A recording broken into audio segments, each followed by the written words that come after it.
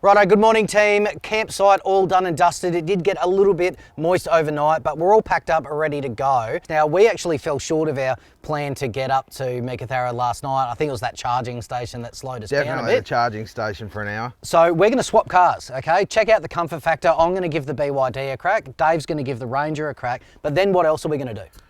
We're going to hook a trailer up that we're bringing up with some gear for later in the year to Broome. That's under a tonne, but it probably replicates a small camper trailer, and that'll give us a good idea of what sort of mileage we're getting towing a small trailer. Fantastic. All right, so a couple of tests today, a couple of pit stops, on towards Shea Gap. That's going to be our next campsite. Hopefully we get there. If we fall short, there's a couple of cool spots along the way. Mate, there's plenty of spots we can pull in for the night and have an enjoyable camp. There's no doubt about it, the comfort factor in this thing is unreal. It's been smooth sailing so far, but now it's time for Tony to jump in the BYD hot seat and have a go.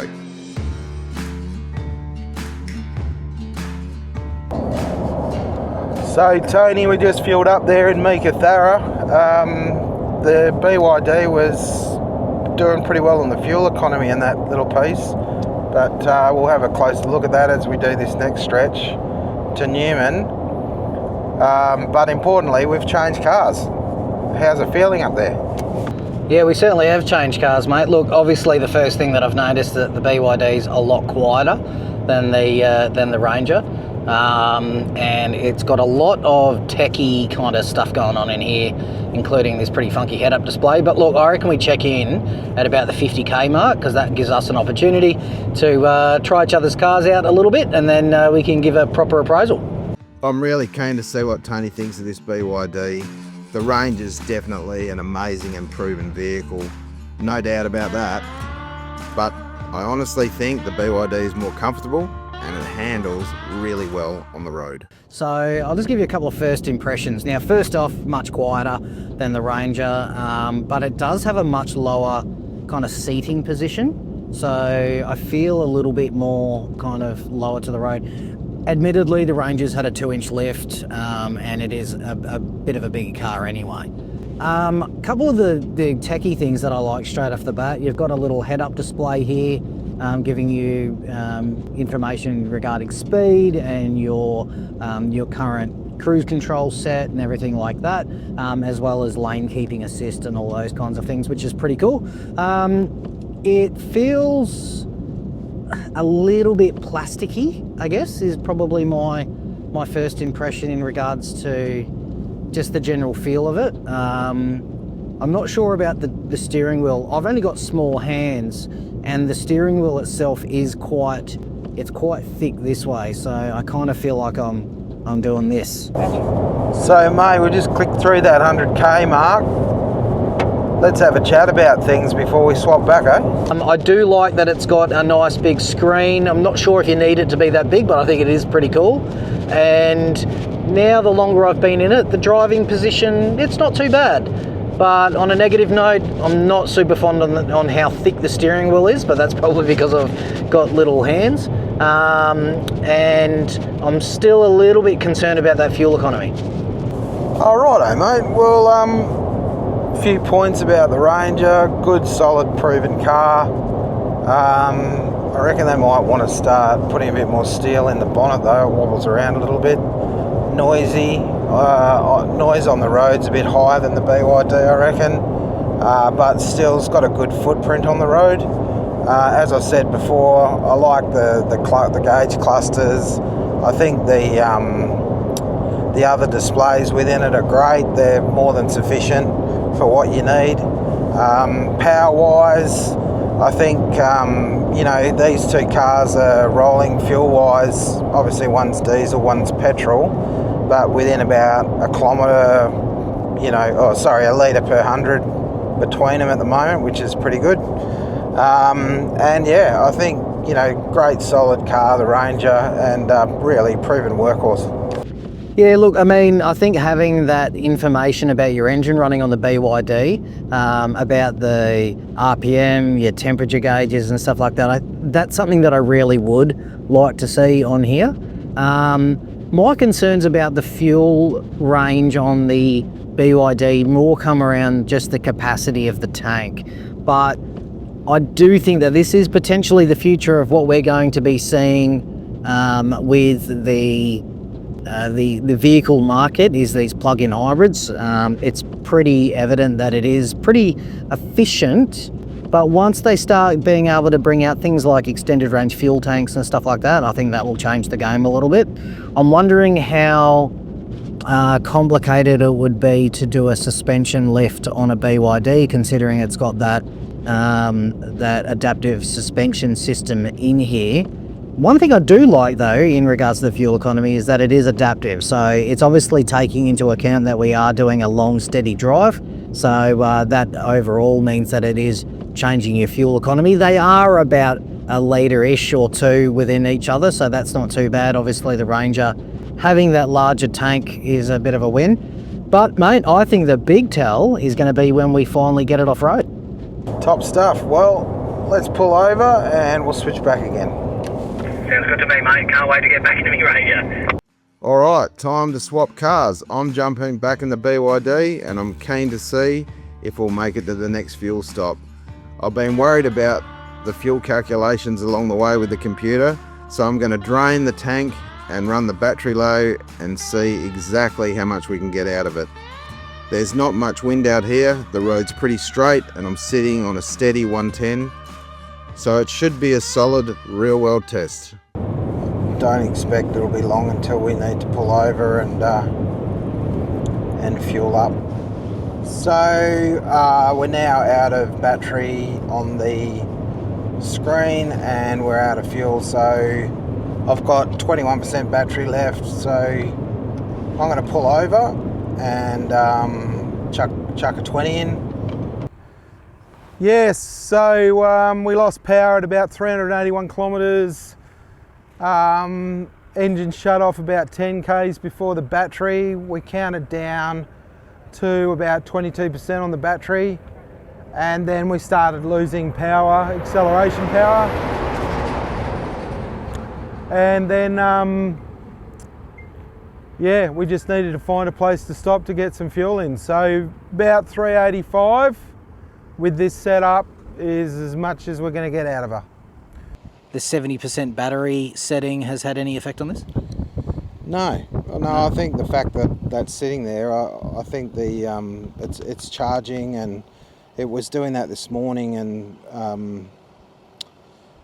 the fuel economy was going down. So I think it's to do with all sorts of different factors, but just pure range overall. I mean, even with good and bad, you'd be lucky to get your 400. It's not enough. Yeah. Yep. Well, there you have it. We are going to put this 20 litres in and get out to Newman, but yeah. Oh, well, get that in the big jobs, I guess.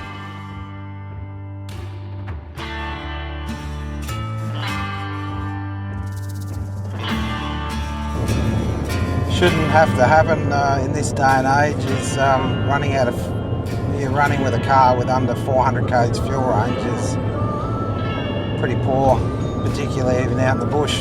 More importantly, out in the bush. Well, we made it just past Newman to a cracking little spot. Even found a beautiful little water crossing. So tomorrow we're going to put the BYD to the test, because there's a few little rivers around here that we can run up and down and see how it handles a proper river crossing.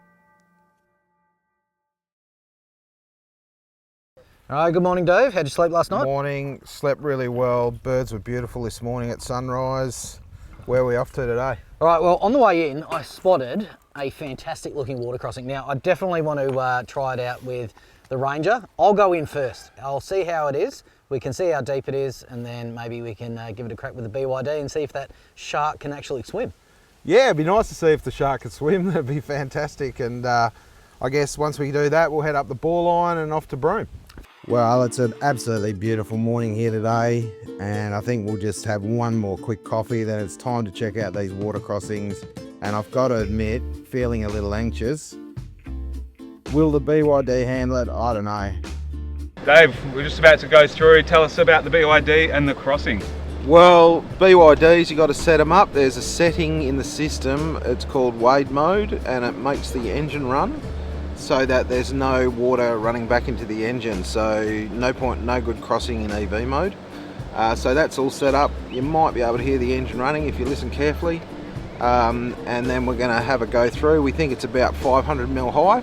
Our maximum weighting depth is 700 mil. So, so we're hoping that's going to slip through nice and easy.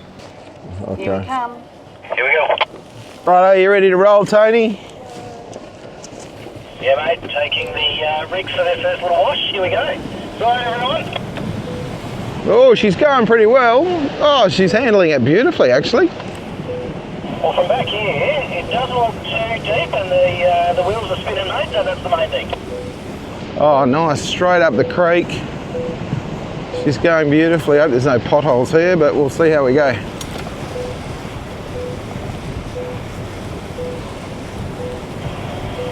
Absolutely brilliant. Oh, lovely. Ranger is absolutely killing it. Such an easy drive. How good's that?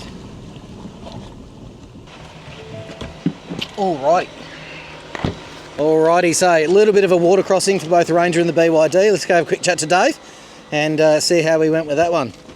Dave?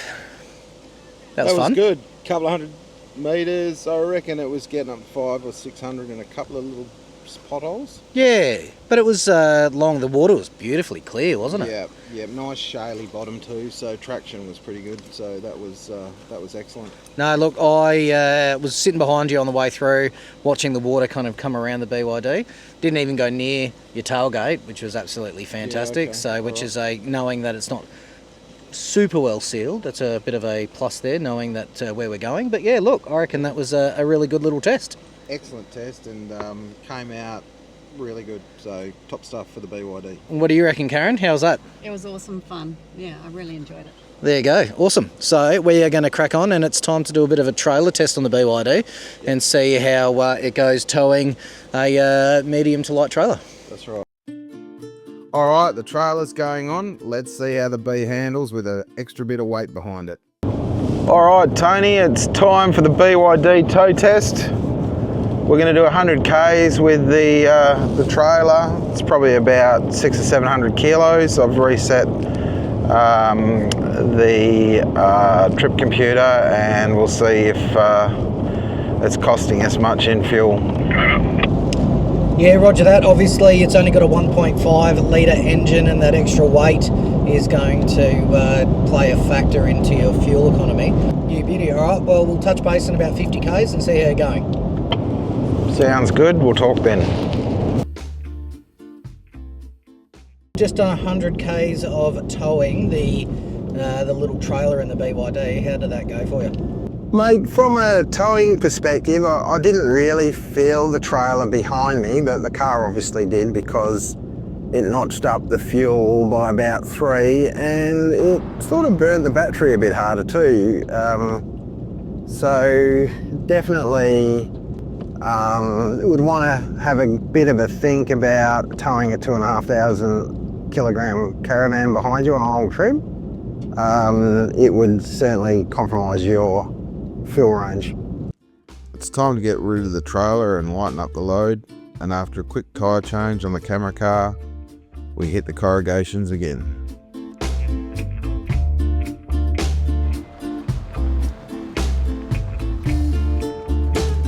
Changed the tyre on the camera car. We're back to the BYD. We're been on corrugations for about 200 Ks now, and the car's been going really nicely, generally speaking. We had a few little squeals from time to time and I thought there was a bit of a belt noise, but we stopped and it's pretty dusty and there's a lot of little rocks around. Just think that, you know, there might have been a rock there in the belt or some dust. But yeah, look, we've been ranging off-road between sort of, you know, 50 and 90 kilometres an hour, depending on the conditions of the roads. And she's doing and the BYD is doing a fantastic job. So really impressive, good handling, and yeah, really behaving itself. So full marks there. So folks, that's it for this episode. We've made it to Broome, but next we're taking the BYD down the iconic Gibb River Road. But before that series, Tony and I are going to have a sit down. We're going to go through the two cars. We're going to talk about the whole experience, what we loved, what surprised us, what we didn't like, and one major flaw that we experienced on the Gibb River Road that we'll share with you at the end. Make sure you tune in. Don't miss it.